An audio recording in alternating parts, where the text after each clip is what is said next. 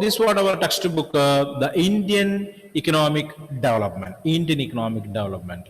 In Indian economic development, I already told in the morning, we are discussing about the development of our country in different spheres. Okay, it's development in the field of education, development in the field of environment, development in the field of infrastructural facilities, including healthcare. Okay, development in the field of industries, agricultural sector, and the service sector, Okay, and we are comparing our development with our neighboring countries too. Okay, the comparative study of our development with Pakistan and China. These are the basic concepts of this textbook called Indian Economic Development. Indian Economic Development. So, going for the first chapter now, everyone please turn on. Open your textbook. Okay, the first time you are going to open your textbook. So, it is the first chapter, Unit 1. Okay, that is Indian Economic Development. Okay, India at the eve of independence. The Indian economy on the eve of independence. Okay, at the time of independence, what is the speciality? What was the speciality of our economy? Okay, so I am going for a random reading here. Okay, so first of all, we know that. So please check that any changes are there in the same textbook that what you are using, right? The same one. Any changes are there? Page number 4. Nothing, right? Okay, so here you want to understand the introduction. What is the purpose of this textbook? The primary objective of this book, Indian Economic Development, is to familiarize you with the basic features of the Indian economy. So you want to understand the basic features of the Indian economy, the entire transactions within the country and its development, and how the Indian economy is developing. As it is today, okay, today we achieved development in several spheres at the same time. We are on the way towards development, right? In the aftermath of independence, however, it is equally important to know something about the country's economic past. Okay, so first of all, we want to understand the economic past of our country, past. So even as you learn about its present state and future prospects, so we know that the present status of our economy, where we are, and what is our plan for the future, that also we know. Okay, but it is important to learn the past, where from we started. Okay, so let us first look at the state of India's economy prior to the country's independence, before independence, and from an idea of various consideration that shaped India's post-independent development strategy and the development strategy of our country. Okay, development strategy, different programs and policies, and how those policies and programs helped India to achieve development in a different space. Okay, the structure of India's present economy is not just of current making. Clear? It is not the result of the present policies and program. The economy or the benefits that what we are enjoying today, or the privileges that what we are enjoying today, it is not the result of present day activities. Clear? Yes or no? The present day benefits or present day policies and programs are helping us to enjoy the benefits. No, the things that what our governments did in the past. Clear or not? That what we are enjoying today. The fruit that what we are eating, okay, example a mango, that what we are eating today, it is not planted by you people, right? Yes or no? Maybe your parents or your grandparents, right or not? So the benefit that what we are enjoying today, or economical benefit, the infrastructure what we are enjoying today, or all the development that what we are enjoying today, it is not the act of the present government or present administrative system. Okay, so we are not against any particular government here. Okay, so whoever it is, okay, it is not the present, it is not the result of the present activity, but because of the past deeds. Clear or not? Okay, so we know that today India is world famous related with the creation or invention of the vaccines for COVID-19 disease. It is because of what is that? Our development in medical field, pharmaceutical industry, right or not? Okay, the old governments established such kind of things there. Okay, and all the credit goes to whom? The present one, right or not? Right or not? So it is a result of the past deeds. Okay, but the credit goes to someone else. Okay, so the Britishers basically utilized we people, okay, or the country, just as a supplier of raw materials for the industrial growth of Britain. A raw material supplier. Okay, only told you that it is the cotton, indigo, and timber. What do you mean timber? What do you mean by the term timber? Timber. What is that? Wood, right?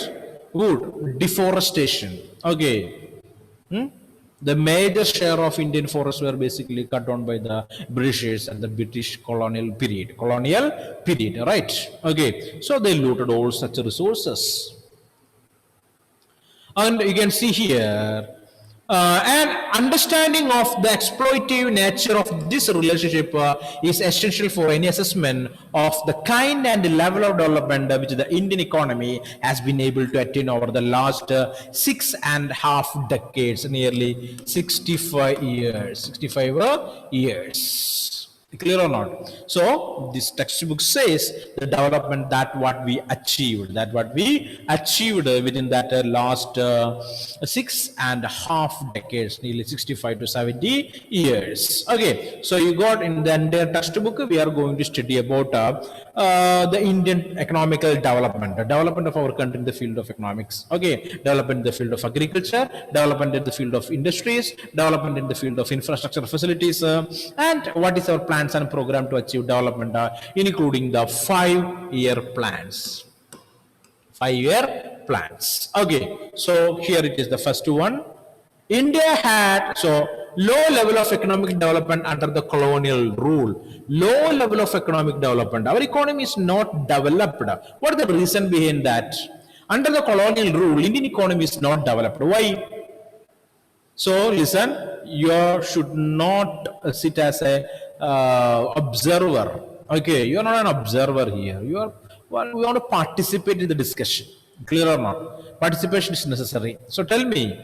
So the statement is Indian economy is not developed under the British rule. Why? What is the reason? Karthik, tell me what is the reason?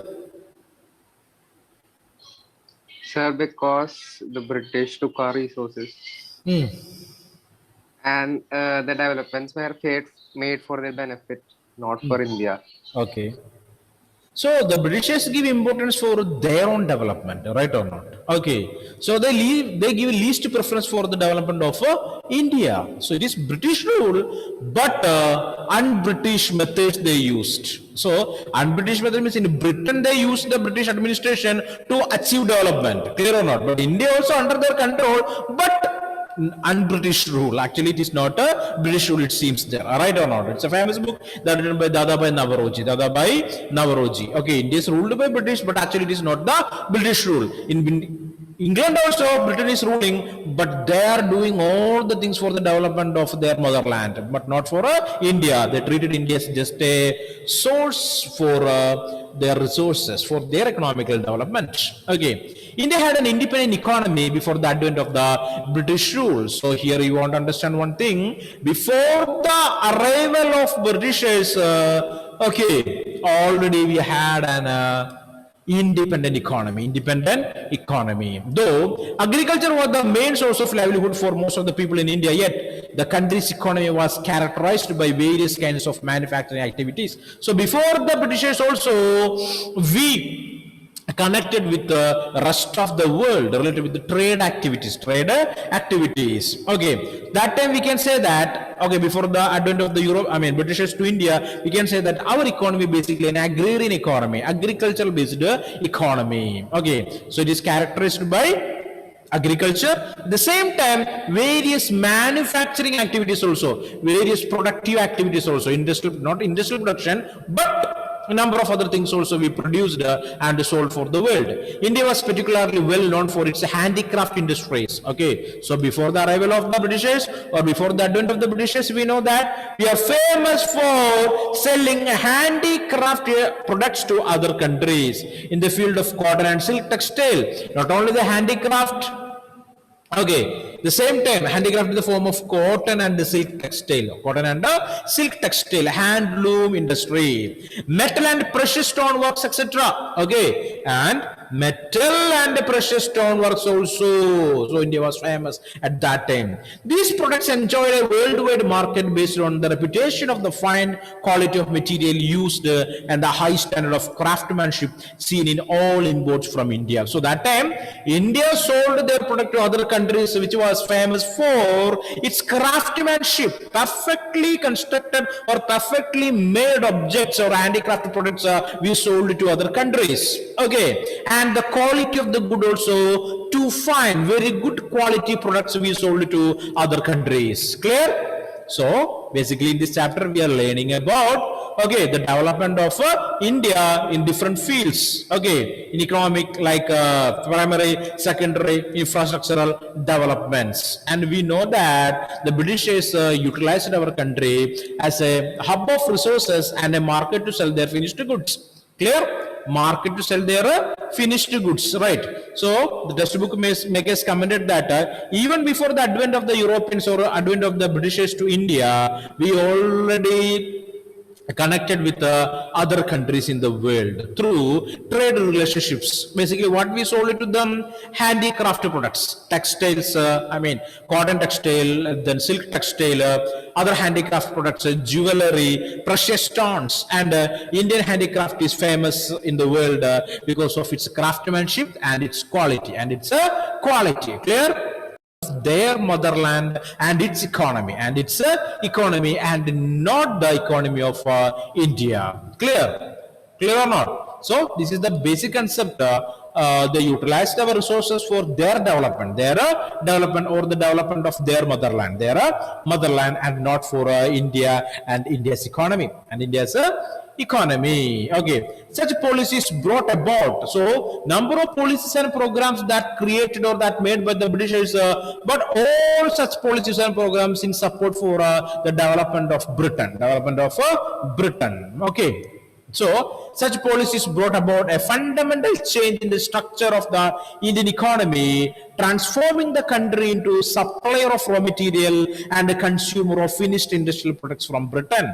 Okay, so that is another important aspect for us. For understanding, I can say that. Okay, so Britishers utilized India as a supplier of the resources and a market to sell their finished goods. How that works?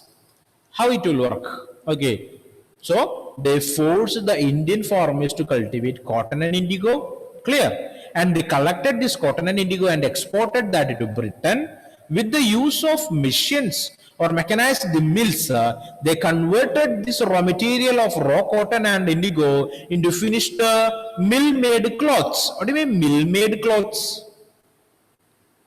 Already told, handloom clothes are there, right or not?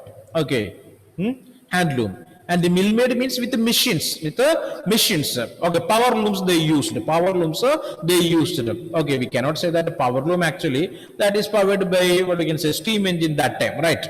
Okay, so they utilized those mills to produce cheap mill-made goods. Mill-made fabrics, cotton cloth. Okay, and they sold the same product in India. Clear or not? The raw material they produced from India by forcing the farmers to cultivate the same. Later they will exported that thing to Britain and converted that into cloth and sold again in India. Clear? And they made a profit. Clear?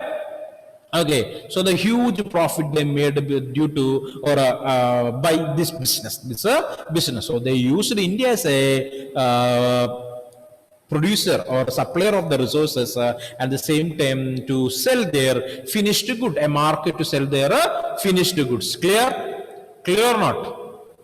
Okay, so understand that. So this is the technique that used by the Europeans. They plundered our resources in the form of material and in the form of money, right or not? Clear? So want to purchase this cotton cloth, we have to pay money, right? Okay, so what they did, they destructed the handloom industry in India. They destructed the transportation system from India. They destructed the industries in India. Okay, only for their benefit. Okay, moving forward. Sorry. Okay, here it is. Obviously, the colonial government never made any sincere attempt to estimate India's national and per capita income. So, we can say that we know that what is this per capita income and what is this national income or something like that. What is that? What is that per capita income and what is national income? To understand the development of a country's economy, we will use these methods. Okay, the GDP, national income, per capita income, that number shows the country is developing or not. Clear or not? Yes or no? The per capita income of a country is very high. You can easily say that that's a rich country, it's a developed country, right? It is in a medium one, we can say it's a developing one. If it is so low or less, we can say it is underdeveloped countries or developing countries, right? Okay, so but the British government, they not calculated any of such details. Okay, no national income, no per capita income, because they are not interested in that. They usually India is just a supplier of the resources and a market to sell their product. Some individual attempts which were made to measure such income yielded conflicting the inconsistent results among the notable estimators are Dadabhai Naoroji, the famous economist of India, and he is the father of Indian economics, Dadabhai Naoroji. Okay, so the British does not give any importance for calculating the national income or per capita income of our country, but number of Indian economists try to do that, but they came with what we can say, not a correct conclusion, because no techniques are invented at that time to find out the actual national income and actual per capita income. So in which we can say that Dadabhai Naoroji, William Digby, Findlay Shears, VKRV Rao are the famous economists. They made some efforts, including RC Desai. Okay, they made some efforts to find out the or calculate the national income and per capita income of our country. RC Desai, it was Rao. Rao in the sense, it is VKRV Rao. VKRV Rao, whose estimate during the colonial period was considered very significant. So, VKRV Rao, a famous economist, he made some attempts to calculate the national income and per capita income of India, and it has some importance. However, most studies did find that the country's growth of aggregate real output during the first half of the 20th century was less than 2%, coupled with the mere half percentage growth in the per capita output per year. Okay, so this is a calculation or analysis that made by VKRV Rao. What is that? Most studies, the studies that made by Dadabhai Naoroji, William Digby, Findlay Shiraz, VKRV Rao, and RC Desai all says that, okay, the country's growth of aggregate real output, the total production, during the first half of the 20th century was less than 2%, coupled with a major half percent growth in per capita output per year. So very low production, or it is not able to create a good per capita income in the country. It is too low. Okay, so that's what the finding that made by the economist. Okay, so the name of these economists are very important, in which Dadabhai Naoroji is the famous personality. He is termed as the father of Indian economics, and VKRV Rao, he is the one, those who calculated the almost accurate the national income and per capita income of the country at that period, or at the period of the British rule in India, or before 1947. Okay, next one, the development in different fields we are going to explain or explore there. Okay. First of all, agricultural sector. So, India's economy under the British colonial rule remained fundamentally agrarian. So, under the British rule, we can say that India's economy, it was perfectly an agrarian one, agricultural based economy. The most important activity or productive activity in the country is nothing but agriculture. Okay, no other productive activity is basically entertained by the Britishers. They give only importance for what? Agricultural production, because they need that. Clear? Okay, industries are there in Europe or industries are there in England. They want the raw material for their industry. They are able to produce the product and they will sell that the product in our country for a cheap price. They sold that, right? So sometimes I will use the present tense, so please understand that. Okay. Clear or not? Nothing is in present tense here, all past only. Clear? Just to keep that idea in your mind. Okay. So, India's economy under the British colonial rule remained fundamentally agrarian. About 85% of the country's population lived, so it's a one mark one, 85% of the country's population lived mostly in villages and derived a livelihood directly or indirectly from agriculture. Okay, so 85% of the people, they are villages, I mean, they are living in the countryside, and or directly or indirectly they are participating in the productive activity. What's productive activity? Agricultural based occupations. However, despite being the occupation of such a large population, the agricultural sector continued to experience stagnation and not infrequently unusual deterioration. Okay, so in nearly 85% of the people working in that sector, but there is no development in agriculture sector in India. The development of agriculture sector is stagnated. What do you mean stagnated? It's a situation where there is no development or no further movement is possible. That is called what? Stagnation. The water stagnated at that canal means there is no movement for that water. That's what. Okay. So here agricultural sector is stagnated, which means there is no development, there is no modern inputs used, there is no new technology used, there is no new methods used for cultivation. They are not interested to do that. Okay, British are not ready to help the Indian farmers to use these new techniques or new inputs or something like that. Clear? So, number of people, nearly 85% of the people working in the sector, but there is no development. So, just understand that idea. Next one, the French traveler Bernier described the 17th century Bengal in the following way. Okay, so famous writer Bernier from France. Okay, he wrote about the Bengal and agriculture in Bengal.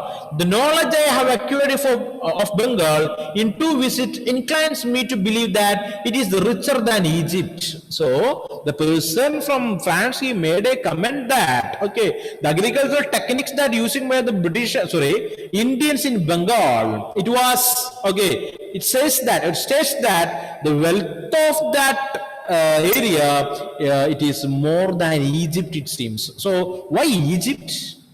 Why the French traveler compared the wealth of or richness of Bengal with Egypt? Egyptians were very rich. Very rich. All right. So if you are exploring the Egyptian pyramids, okay, what was that? What we are able to find from the Egyptian pyramids? Still explorations are going on. All right. Still digging. Okay. So far we know that that much wealth they explored. All right. Okay, the archaeologists, okay, by observing or keenly they are what we can say, exploring these pyramids, that much wealthy, I mean that much valuable things they explored, they got from these pyramids there. So that proves that the richness of Egypt. Okay, so this French traveler says that the Bengal is richer than Egypt. Okay, because that kind of natural things are there in Bengal. They are able to cultivate, they are able to produce the products there. Okay, so it exports in abundance cotton, silk, rice, sugar and butter. It produces amply for its own consumption. So it is producing the product for exporting to the other country at the same time for self-consumption. Wheat, vegetables, grains, fowls, ducks and geese. It has immense herds of pigs and flocks of sheep and goats. Fish of every kind. It has its profusion from Raju Mall to the sea of an endless number of canals cut in bygone ages from the bygone ages from the Ganges by immense labor for navigation and irrigation. So, what is the specialty in Bengal? Okay, the land is blessed by natural resources. Okay, cattle are there, almost all type of animals are there, number of canals are there. Okay, water facilities plenty. Okay, so they are able to cultivate. They are that much rich people. They are. That's a statement that made by the French traveler Bernier. That is all about the pre-British Bengal. Now a question is there: where is this wealth now? Okay, what happened to Bengal? Okay, so the answer is with us. What is that? The Britishers plundered that. Clear or not? Hmm? They looted it. They utilized all these resources for improving the well-being of their country, that country. So the Buckingham Palace. What is special to Buckingham Palace? Have you heard about the Buckingham Palace? Buckingham Palace. Where is that? What is that? Any idea? Anyone? I'll give a praise for the person who's able to say that answer. Buckingham Palace. Where is that? No idea. Okay, that's in England, right? Okay, whose palace is that? The palace of the British Queen, presently, clear or not? Okay, British Emperor. More than 700 bedrooms are there, it seems, in that particular palace. Clear or not? So almost all these rooms are decorated with Indian amber, Indian ivory, and Indian teak and what we can rosewood. Clear or not? Huh? Almost all these rooms that are decorated with Indian teak, Indian rosewood, Indian amber, Indian ivory. Clear? All from India, all from India. So it's a massive construction, massive construction. This is for just a understanding or general knowledge I told, okay? Don't write in the examination that British Queen's Palace was constructed by Indian things or something like that, okay? So just for understanding, clear? So general things it is. Femina is writing like anything, Femina. Okay, so just understand that, okay? So come back.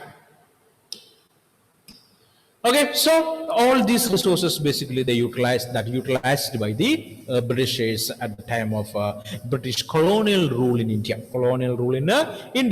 But the agriculture sector they faced a stagnation under the British rule. What is that stagnation?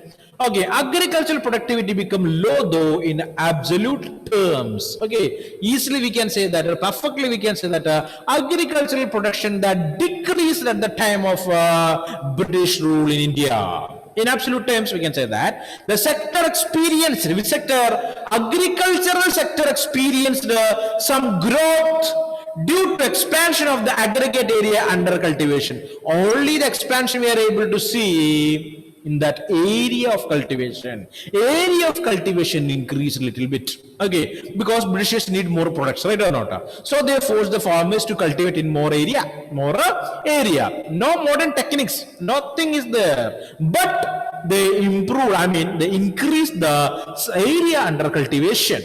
Okay, the agriculture sector was caused mainly because of the various types of land settlement. Okay, might you heard about the zamindari system, right to area system? Okay, heard or not? The class 8, 9, okay, sorry, class 7 and 8 you might studied that. Okay, in CBSE textbook, history textbook, we studied about the plantation cultivation, right? Indigo plantation, right? Right to area system, Mahalwari system, Semindari system, remembering? The land reform system that introduced by the Britishers in India. Even before the Britishers also, number of kings, basically the Mughal kings or Mughal emperors also used this technique to collect revenue from the farmers.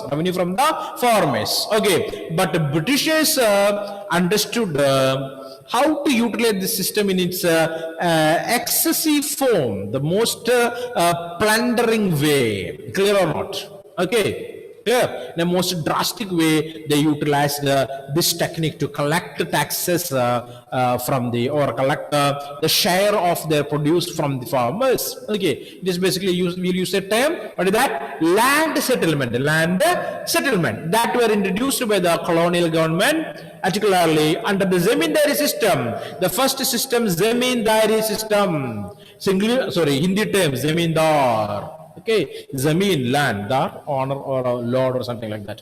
Okay, the zamindari system, which was implemented in the Bengal residency. The Bengal residency, an area, it was under the control of the British, the Bengal residency, comprising parts of India, present day eastern states. So Bengal presidency means, okay, it's an area under the British government, including the eastern states, present day eastern states, okay, the profit occurring out of the agriculture sector went to the zamindar instead of the cultivators. Okay, so the produce and its value basically or directly moved to the hands of the zamindar and not to the cultivators. Not to the cultivators. Who is the zamindar? Owner of the land. Owner of the land. Clear? He distributing the land to the farmers. Okay, they are called to be the tenants. Who are the tenants? The tenant farmers cultivating in the land, and a huge share of the produce the zamindar will take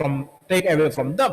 However, a considerable number of zamindars and not just the colonial government did nothing to improve the condition of agriculture. So the zamindars and the British government, they just need the money, the revenue from the cultivation or the produce from the cultivation. So they did nothing for the development of agriculture sector in India. Agriculture sector in India. Hope these ideas are clear for you. Clear or not? Clear or not? Okay.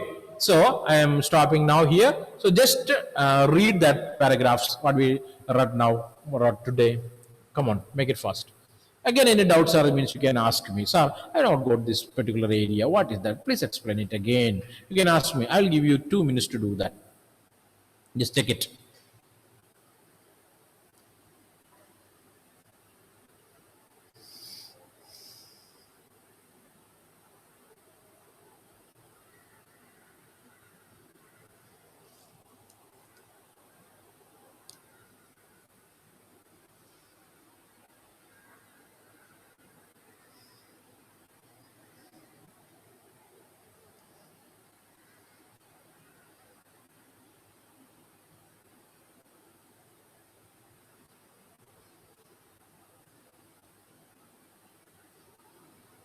Okay, so before the next period, you just read and out means you can ask me. So the things what we discussed now, what are the things we discussed? Can anyone tell me in this order? Tell me first. Grishma, tell me Grishma, the things that what we discussed today.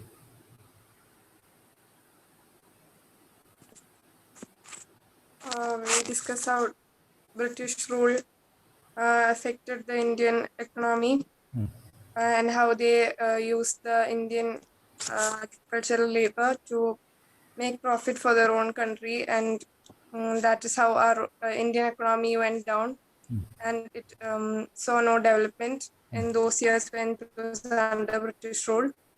They about 85% of Indians were working in the agricultural sector, and the British used this labor to get profits for their own country, and because of this, India's economy suffered. Okay. Okay, so fine. So Grishma told the things that what we discussed today.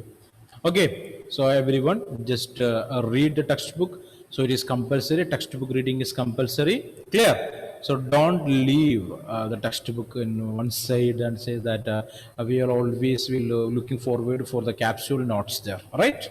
Okay, nothing of that. Textbook reading is compulsory. Regularly, the chapter what we read in this classroom, it is compulsory. You should read that. Clear? Number of 1 mark answers will be there. Okay. Always want to keep a connection with the textbook. That's the Bible for us. Clear or not? That's the Bible for us. Okay. Everything will be there in the textbook. No question will come out of the textbook. There's everything is connected with the textbook. So textbook reading is a mandatory one. It is unavoidable. Clear? Okay, everyone. So we will meet in the next class. Thank you.